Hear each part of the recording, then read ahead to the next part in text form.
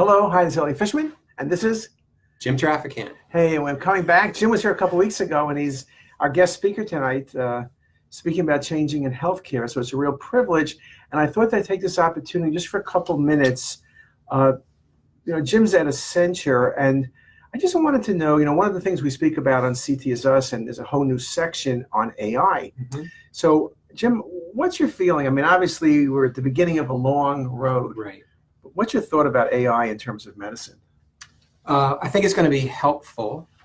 If you look at some of the studies, like a lot of people say, well, when AI comes in, we're going to get rid of all kind of jobs, for example. That's one of the concerns or fears. And there's been studies, and in medicine, that's just not true. What will happen, what we see coming over the next, I'll just talk a horizon of 10 years. Over the next 10 years, what we're going to see is by 2026, the opportunity for about 150 billion in savings annually in the U.S. health system alone, with broader implications to global health. And one of the challenges that we have in medicine is there's a shortage of clinicians. We don't have enough of you, Elliot. And so how are we going to close that gap? And what AI will do for us is help us direct some of the more routinized or tasks in the health system, and those can be automated, and then humans can move towards higher value tasks. And what that will allow us to do, we think there's about a 30% benefit over the next 10 years that will be introduced by AI. If you looked at the demand curve for clinicians versus the supply, that we'll be able to catch up, if you will, because about 17% of the care will move to workflow improvements, and about 10% will be patients being able to interact and do input information and automate a lot of things, kind of offload things that are typically associated with the health system today. The patients will be able to do and input those into the health system. That combination will allow us to catch up. And so one of the things, we had a prior speaker from CNET, and he was talking about that CNET is going into healthcare reporting. And he was making the point that one of the challenges with the new healthcare system is we all have monitors now, the steps or the heart rate and all this. How do you see, how are we going to, it's one thing to collect data, and we've had this conversation before. Right. The problem is we don't need more data. Right. The problem is we need to analyze the data, look at the data, and use the data. Will AI be a way or just be creating more data, or are we going to actually be able to really use the data for patient care? I think it will. What we're forecasting is it'll help us in, as I mentioned, in the workflow. And one of the concerns right now with patient-generated data is when it comes in, if it comes into the formal record, it becomes the obligation of the physician to know that it's there when they weren't responsible for inserting it into the record. That's complicated. There's a lot to that.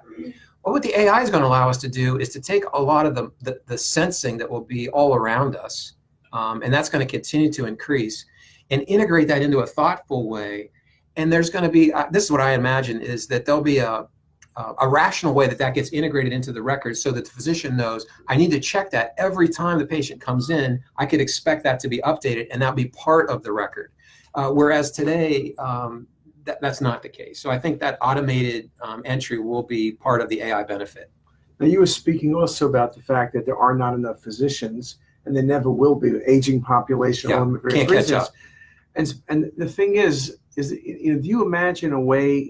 One thing we also talk about is that if you go to a doctor's visit today and you're coming back a year or 18 months from now, that's a lot of spread. You check your car more frequently than that. That's right. Do you see a way, perhaps, of, again, you got to figure out the economics and how to do this, of where your personal physician monitors you during the year with the information coming in, and perhaps doesn't contact you unless there's something of concern? Right. You think that's possible? I do. I think what we'll see AI help us with is moving away from, I interact with the health system because I have a need that's been recognized. I see something that's not right, and so I come in and look for help, from you or one of your colleagues. To, we're managing wellness, and it's part of how we live, and that we can anticipate when we need to intervene in care before you get to the health facilities in the traditional context. And so we're going to keep you well, and we're going to keep you out of the health facility And there are going to be a whole set of services that will spring up along that vein, all focused on wellness and beyond wellness as we talk about it today. Okay. And, the things you mentioned, and I've always made this comment, I'm in radiology, so I'm used to Siemens and GE and Philips and Toshiba and the usual riffraff companies we all mentioned. Right. But if I'm fast forwarding 10 years, I don't want to bias you, but do you see the companies, what companies do you see as really impacting medicine? I mean, there's some companies that don't even exist that are going to have major impact. But I'll just tell you how fast it's changing. It used to be the life expectancy, like the Fortune 500, was like 75 years. Right now, half of the class from the year 2000 are no longer part of the Fortune 500. And they anticipate that 7 years from now, half of the class, today's class, will be displaced. So the disruption is coming in an accelerated way, and it's coming right at healthcare. And I would say traditional healthcare, and this is true across systems and nations, not just peculiar to the U.S. But there's the aging demographic, the clinician shortage. It requires that we do things differently, and it's opening up a ton of opportunity for the traditional way of healthcare delivery to be disrupted. And we're seeing some of those start to come in, but I think with some of the technology firms like Amazon, Google, Amazon's making a very intentional push into medicine. Apple, we're going to do interoperability on your wrist, and it's up to you to decide who's going to see that data. We're not even going to store it for you. We're just going to aggregate it. All of those things are very disruptive from the traditional players. And then you're seeing relationships being formed that are just unconventional. Again, Amazon coming into medicine, Walmart coming into medicine. In the US, CVS is buying Aetna. Like, how does that make sense? And so, and then you see a lot of these newer companies, and you've had many of them come to Hopkins and speak and perhaps even participate here, that have, just disruptive technologies that are based on our everyday engagement digitally. And so you're seeing this convergence between the digital experience and the physical experience. The traditional way healthcare happens is now moving more towards a digital platform. And we're trying to figure out, what does that mean? So I think a lot of transformation and disruption is coming. And if you're the patients, I mean, we can talk about it from industry perspective and physicians and developers. If you're the patient, what do? You sit back and watch and wait, and what do you do? I don't know if we talked about this before, but just so that folks know, Elliot was my doctor 20 years ago this year. I had a liver transplant here at Hopkins, and I've had 2 transplants and some other complications. And I didn't know if I'd ever walk again, let alone work again, or get to have a day like this with you. I mean, this is like amazing. But patients have to be leaning forward and your own advocate, and not just in the health system, but in finding ways to improve your health and wellness. And I think something that's commonly shared, but with all the digital tools, we have more ways to monitor our health and a chance to be proactive in our own care. And before that wasn't true. We had to come and ask, and you would tell us and we would react.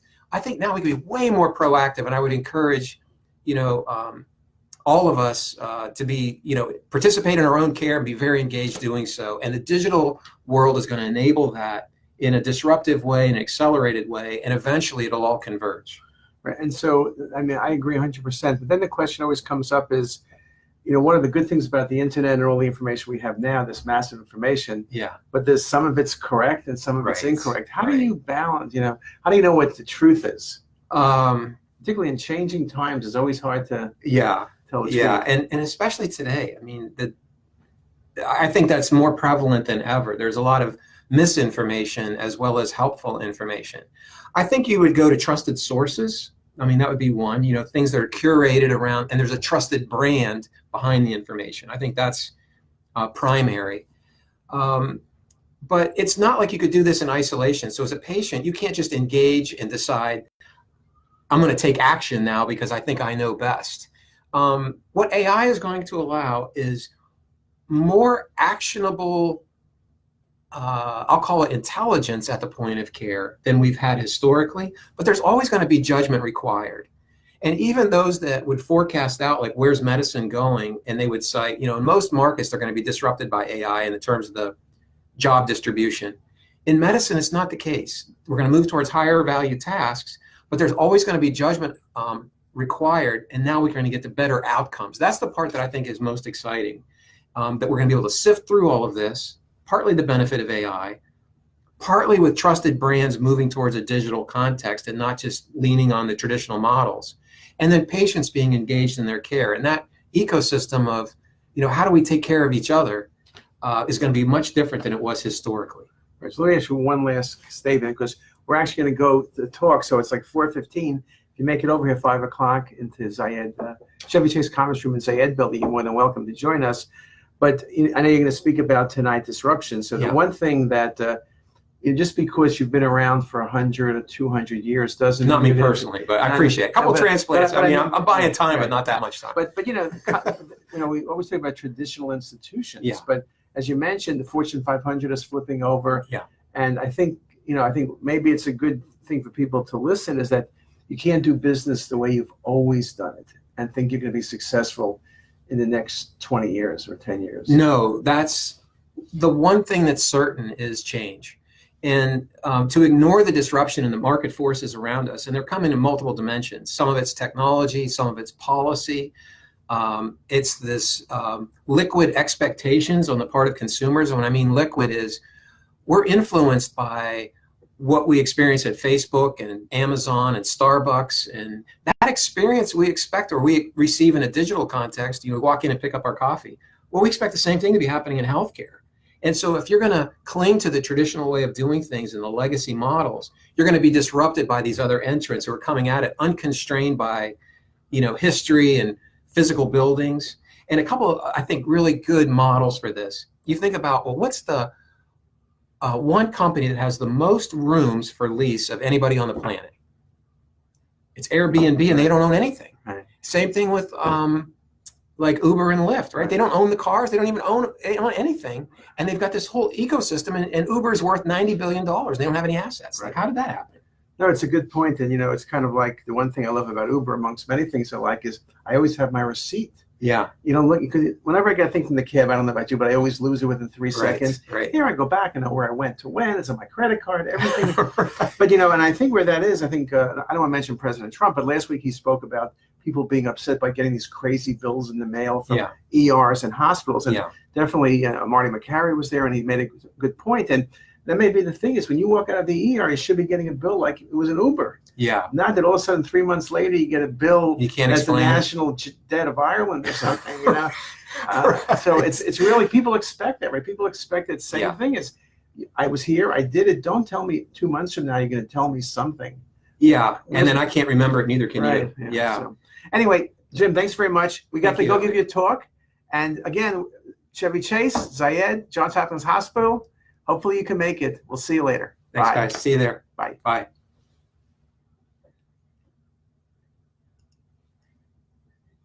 Excellent. All right. Lily, it's all yours.